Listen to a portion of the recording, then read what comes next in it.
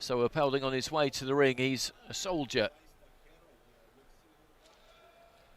Born in Luxembourg, as I say, now based in Belfast. Was in action at the World Military Championships back at the end of September. Second place in the Ulster Championships a year ago. Boxed in the European Games as well in 2019, so it's been around a bit. 27 years old now. And this is TCHIGLADZE of Georgia from Tbilisi. Had the good fortune to spend a few days over there for the European Juniors in July. 2019 national champ, and boxed in the World Youths in 2016 in St. Petersburg. Looking to try and make his mark on the international scene as a senior. 23 years old now. He's in the blue. Erpelding, Luxembourg, is in the red.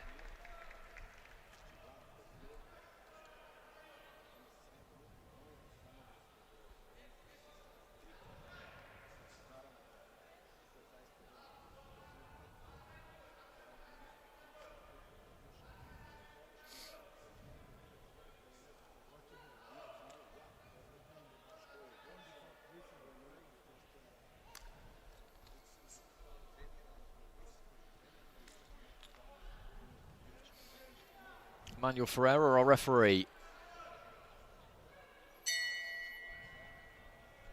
So here we go, into the first. This fight at heavyweight, 92 kilo limit. He's looking to get onto the inside, nice and quick here, Giorgi TCHIGLADZE, and just let go with those hooks. Erpelding is going to have his work cut out, keeping him off physically. TCHIGLADZE looks like he's the bigger of the two. Heavy looking left hand there. Wasn't completely clean. I don't think he's going to need to land completely clean, TCHIGLADZE. He's not going to look to jab his way in. Slips to his left there, the Georgian, and looks for a left hand to the body. Erpelding needs a jab himself here to try and keep his opponent at bay.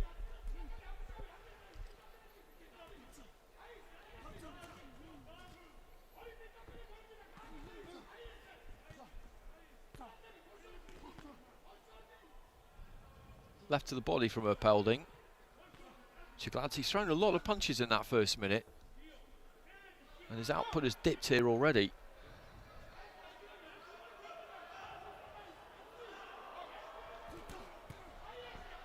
Looking for the overhand right there, Erpelding. A left hand came back there from TCHIGLADZE. A left hand on the inside again.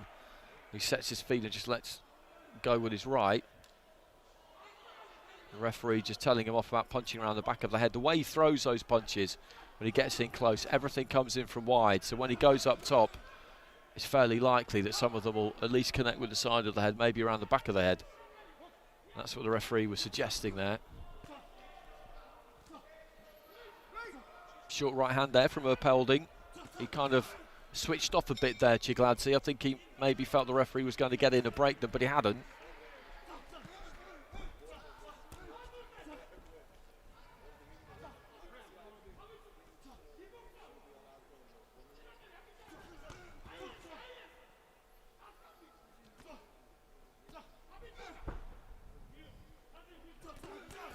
Good body attack there from TCHIGLADZE. Really dug his toes in and thundered those home.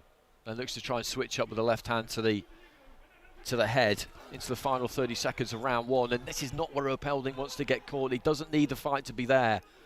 If he's in that, I was going to say middle distance, but it's close up, then he knows what TCHIGLADZE's going to do. He's going to stand square, set his feet, and just plough in with those right and left hooks. Body, head, wherever he can land them.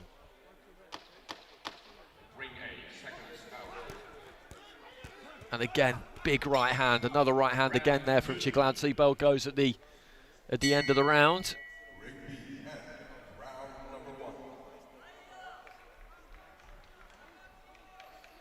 He put a lot into that first round, the Georgian. He had the better of it.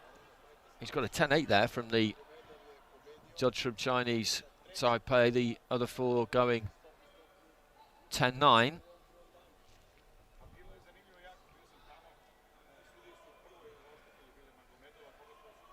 He's got to try and keep this on the outside of Erpelding, but I don't think he's really got the tools for it. Fighting someone like this, you don't want to be in a trade up on the inside, because that's exactly what TCHIGLADZE wants. It's not like he's getting completely outdone at that range of Erpelding. He's capable, but that is exactly what TCHIGLADZE wants. That is what he is all about. He can't really do anything else. If Erpelding has got a jab he can use, a stiff jab he can try and use, just keep TCHIGLADZE turning, move around him, then that's the way to go here, really. But if he doesn't have that, then he doesn't have that, and it doesn't look like he does, because, again, right at the start of the round here, he's just happy to step into TCHIGLADZE's front room, really, and have it with him.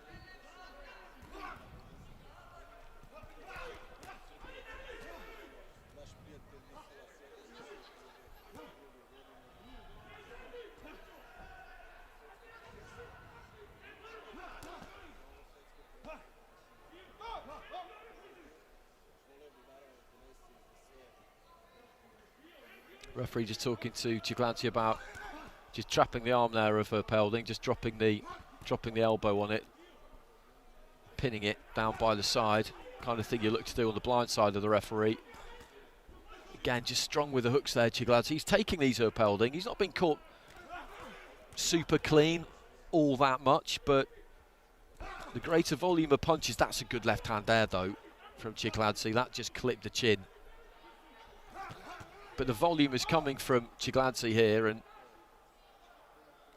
well, there wasn't really too much he could do about that, because Erpelding had swung round and turned his back, and he was mid-combination there, TCHIGLADZE.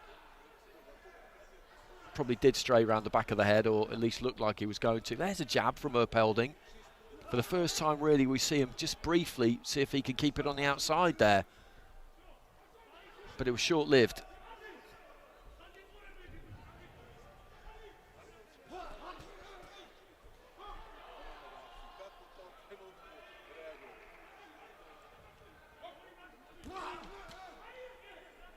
Straight right hand there from TCHIGLADZE. You haven't seen too many of them. That left hand's getting through though, more and more now. Erpelding just looking just a little bit shaky on his legs at times. I don't think they're about to go or anything, but it's fatigue really, because he's been hit quite a lot and it takes it out of you. The punch output here from TCHIGLADZE is impressive, because in that first round he put a lot into the first minute, then just did seem to take a little bit of a breather, but I think that's what he'll look to do.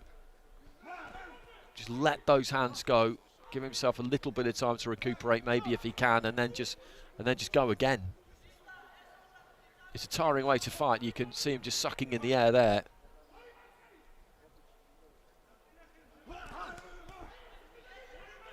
But he doesn't miss a lot. As I said, it's not always that clean, but he hits something. Hitting fresh air can be extremely tiring. He doesn't really ever do that. It either connects with the side of the head, with the shoulders, with the gloves. So goes the bell at the end of round two.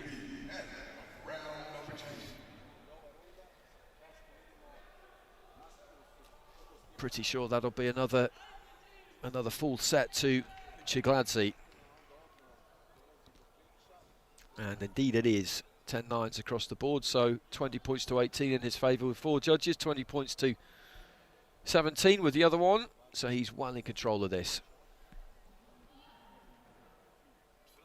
And assuming that he manages to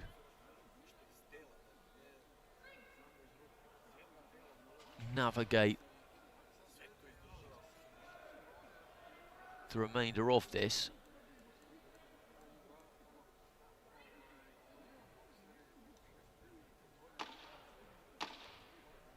just have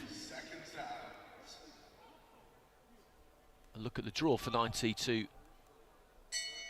kilos. And he will go through to face Darius Lasota of Germany.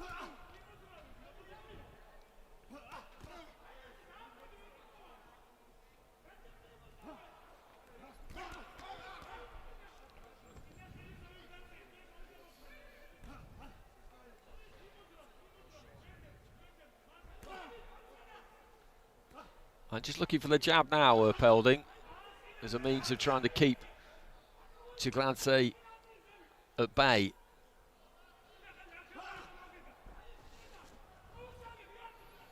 Got plenty of heart here, Erpelding. Absolutely no doubt about that. He's had a trade-off here with a strong puncher, an aggressive fighter. He's fought his fight, and he looks like he's enjoyed it.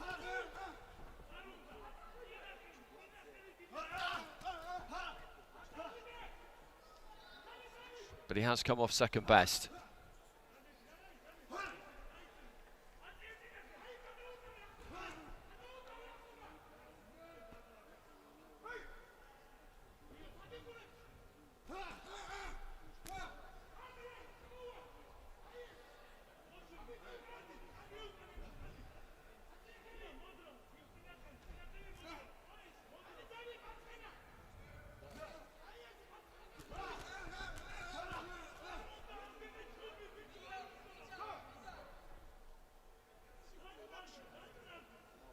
Referee again just having a chat there with Giorgi about pinning that arm. Just over a minute remaining in round 3. Tempo's just dipped a bit in this third round, which is understandable because these two have put plenty into this. There's been a lot of leather thrown between the pair of them, an awful lot. Erpelding looking to try and finish strong here. Again, just digs those toes in, tries to sink those fists into the rib cage of Giorgi either side of it.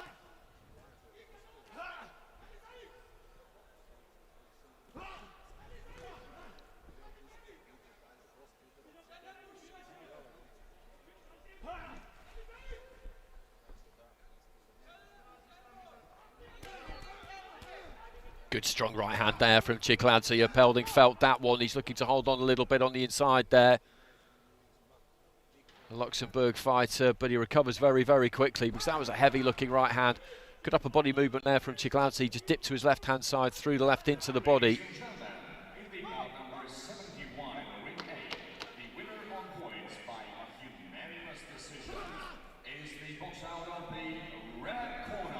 It's been good to watch. It's been an entertaining fight, this. Not everything we've seen in this evening session has been. We've had some styles that haven't really gelled at all, but those two really just stood in front of each other and slugged it out right from the very start, right through to the very end. It just turned out that Giorgi was slightly better at that than Erpelding, but he gave a good account of himself there, MICHEL Erpelding. And that's what we're going to get from Giorgi Giorgi. I don't think next time we see him he's going to be up on his toes throwing jabs and flying around the outside of the ring. What you see is very much what you get.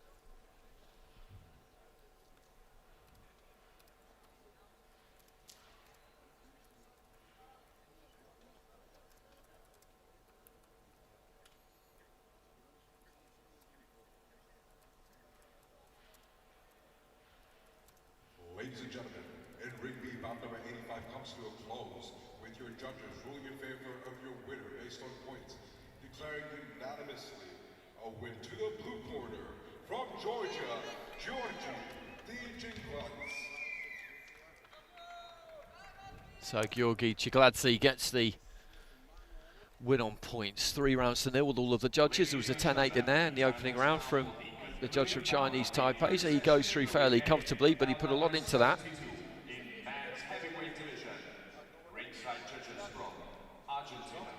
One more fight in the heavyweight division, then one in the super heavyweights to finish things off.